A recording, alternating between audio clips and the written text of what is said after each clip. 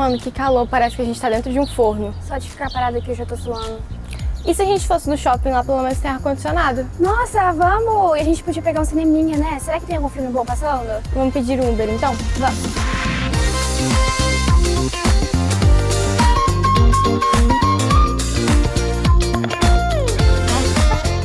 Se demorar muito, eu vou ficar derretendo igual uma vela.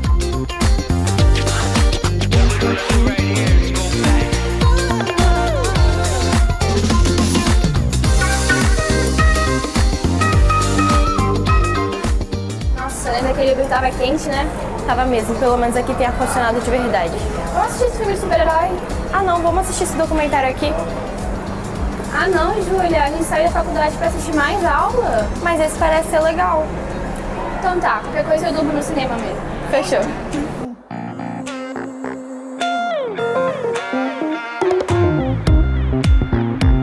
Poluição atmosférica é a liberação de substâncias nocivas no ar, resultantes principalmente de atividades humanas. Esses poluentes afetam diretamente a saúde das pessoas, os ecossistemas e o clima do planeta. Entre os principais efeitos desse fenômeno está o agravamento do efeito estufa. Naturalmente, o efeito estufa é essencial para manter a Terra aquecida. No entanto, a emissão desenfreada de gases intensifica esse processo, elevando a temperatura média global. Esse aquecimento anormal tem consequências graves, favorece o surgimento de eventos climáticos extremos, como ondas de calor intensas, secas prolongadas e incêndios cada vez mais frequentes. O efeito estufa é um processo natural, essencial para manter a Terra aquecida e cheia de vida. Sem ele, o planeta seria frio e inabitável. Mas a ação humana está agravando esse processo e causando desequilíbrio. A emissão excessiva de gases está intensificando o efeito estufa, e o clima responde. O ar de Vitória carrega mais do que a brisa do mar. Gases invisíveis, mas perigosos, circulam entre nós.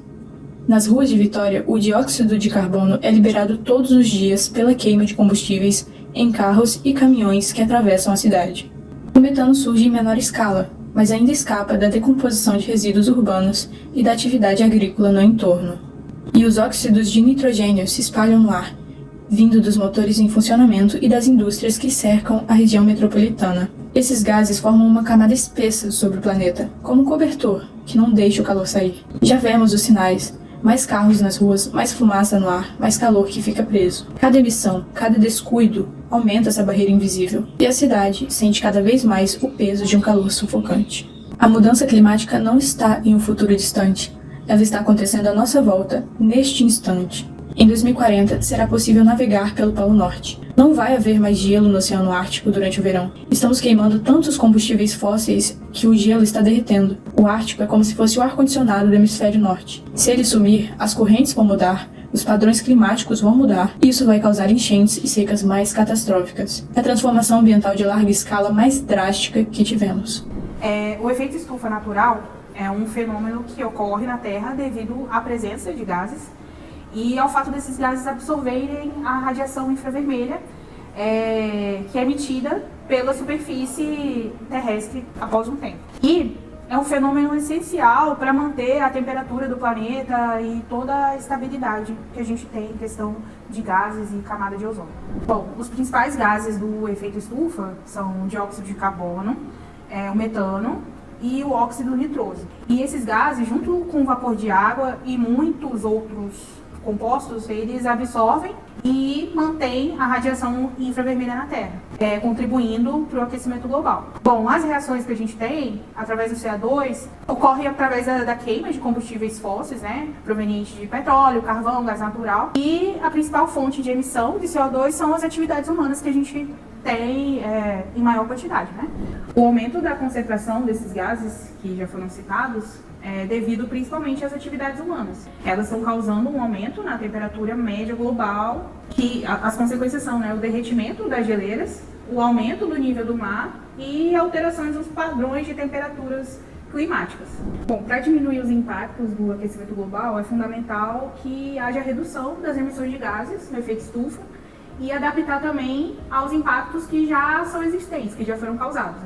A transição para energias renováveis e redução no consumo de produtos é essencial, mas também a escolha de produtos de transporte sustentáveis, a proteção de ecossistemas são medidas que ajudam muito. Bom, para reduzir as emissões do efeito de gases do efeito estufa, é essencial que haja, como eu já citei, a transição para energias renováveis. Substituir combustíveis fósseis por fontes renováveis, como solar, eólica, biomassa.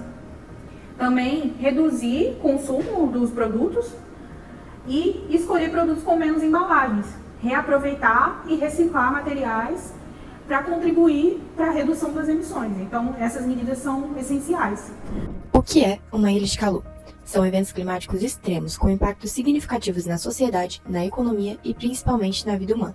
Embora façam parte de um fenômeno natural, a frequência e a intensidade das ondas de calor estão aumentando e revelam muito mais do que apenas dias quentes. Elas expõem as fragilidades do nosso clima e da forma com que habitamos. De acordo com a Organização Mundial Meteorológica, ondas de calor são definidas por temperaturas máximas de 5 a 7 graus acima da média, mantidas por pelo menos 5 dias consecutivos. O que provoca esse aumento anômalo de temperaturas? É a presença de uma massa de ar seco que permanece sobre uma região devido a um fenômeno conhecido como bloqueio atmosférico. Esse sistema de alta pressão impede com que o ar se movimente, fazendo com que o calor fique aprisionado. O efeito é ainda mais intenso nas grandes cidades, onde concretos e a escassez de vegetação criam os chamados efeito ilhas de calor. Mas o que está por trás dessas ocorrências? Uma onda de calor pode ser intensificada por diferentes fatores. Primeiro, a chegada de frentes frias podem provocar um aquecimento prévio do ar, gerando contrastes que alteram drasticamente o clima.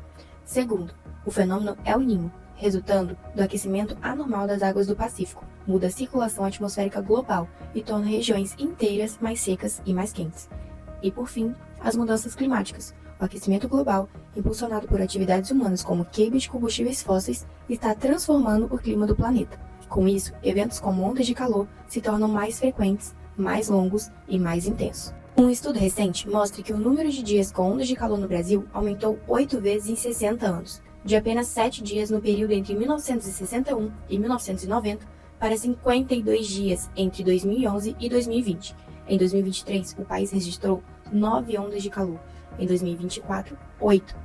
E só nos 2 primeiros meses de 2025, 3 já foram registrados. A influência dos carros, das indústrias, no aquecimento urbano. Os transportes moldam o mundo que vivemos, mas também moldam o clima que enfrentamos. Justamente com a agricultura, a indústria e o ambiente construído, o setor de transportes está entre os principais emissores de gases de efeito estufa. E dentro dele, o transporte rodoviário é o maior vilão, responsável por cerca de 75% da emissão do setor. E a tendência é o crescimento. Estima-se que o número de carros nas estradas do mundo irá dobrar até 2050. Junto com os transportes, as indústrias são protagonistas desses cenários. Eles alimentam o desenvolvimento, mas também são grandes responsáveis pelo que chamamos de efeito estufa artificial. Um efeito que provoca pelo excesso de gás tóxico lançado na atmosfera, especialmente por meio de queima de petróleo, gás e carvão. Essa queima constante aquece o planeta. Enquanto isso, florestas tropicais, que poderiam ajudar a equilibrar esse processo, são destruídas. O resultado é um ciclo que se agrava a cada ano.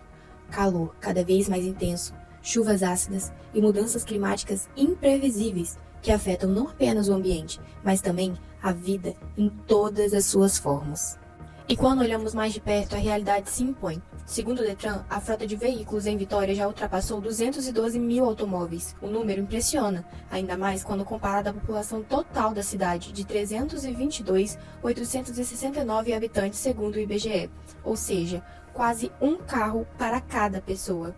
E isso sem contar os impactos adicionais das grandes indústrias localizadas nos arredores, como em Jardim Camburi, onde operam gigantes como o Vale e a ArcelorMittal. Exemplos recentes de ondas de calor e poluição urbana em Vitória. Em Vitória, capital do Espírito Santo, o cenário urbano se transforma sob a influência silenciosa, porém implacável das mudanças climáticas e da poluição atmosférica. Diversos estudos acadêmicos lançam luz sobre essa realidade, revelando o impacto crescente que assola as cidades e seus habitantes. Segundo o artigo da USP, a urbanização acelerada contribui para o aumento da temperatura e para o desconforto térmico entre a população. Um levantamento histórico que analisou os dados entre 1931 e 2010 revelou que a temperatura do ar da cidade subiu em média 0,6 graus Celsius. Em alguns meses, como abril, a variação ultrapassou 1,6 graus Celsius. Esse aumento na sensação térmica reflete as profundas transformações do solo urbano. Menos áreas verdes, mais concreto, mais calor. Além do calor, o ar que se respira em Vitória traz outro desafio, a poluição. As principais fontes, o tráfego intenso, as operações portuárias e o parque industrial contribuem para uma atmosfera carregada. Estudos mostram que a cada aumento de 10 microgramas por metro cúbico de partículas como o SO2, o O3 e partículas com diâmetro de 10 microns ou menos está associado a um risco elevado de hospitalização por doenças respiratórias e cardiovasculares, segundo o artigo de poluição do ar e impactos de saúde em Vitória, Espírito Santo, publicado na revista Cielo. Também consta nesse artigo que entre 2001 e 2006, crianças e adultos foram os mais afetados. E não apenas isso, outro estudo comprovou que a poluição gerada por veículos siderúrgicos e cimentadeiras afeta especialmente a saúde infantil na Grande Vitória. Medidas de mitigação e adaptação em Vitória ES. Mas nem tudo está perdido. A cidade de Vitória pode e deve adotar medidas de mitigação e adaptação. A redução das emissões passa pela transição para fontes limpas de energia, como a solar e a eólica. Incentivar o uso do transporte público e de veículos elétricos é urgente para diminuir a poluição oriunda dos carros. E no planejamento urbano, a criação de áreas verdes e de instalação de infraestrutura inteligente e uso de pavimentação permeável tornam-se essenciais para mitigar os efeitos das ilhas de calor.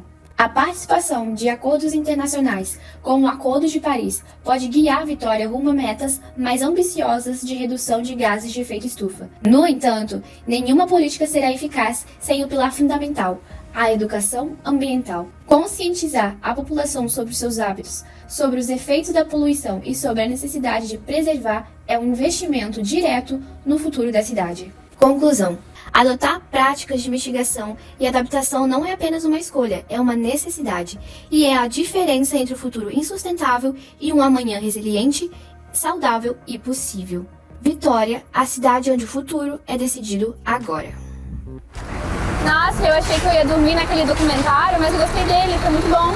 Muito bom, né? Da próxima vez estudar por mais uns 10 não é pra documentários. tanto, não é pra tanto. Tá, mas e agora pra ir embora? A gente pede o Uber mesmo? Ah não, depois daquele documentário, bora de busão, né? Bora então.